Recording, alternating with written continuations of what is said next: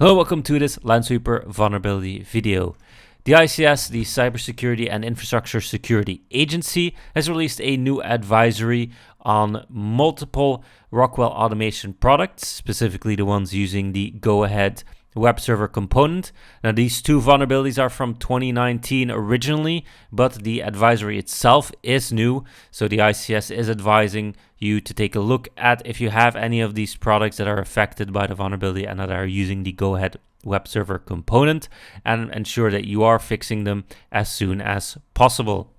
Now, in order to do this, we can head over to Lansweeper to get a view of the audit itself.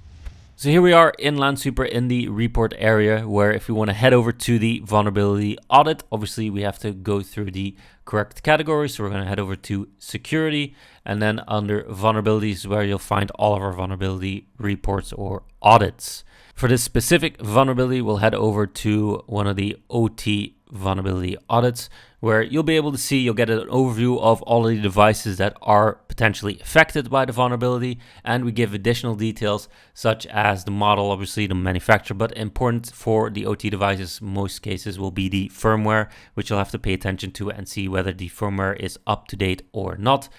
As always, with any Lansweeper asset, if you want to get more information, you can always mouse over or click through on the asset itself to get detailed information. For OT devices, this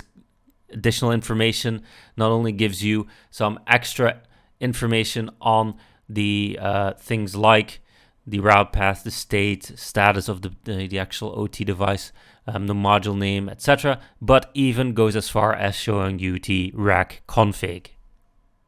So with all this information, you'll easily be able to identify which of your OT devices are vulnerable to the vulnerability, which ones you need to update,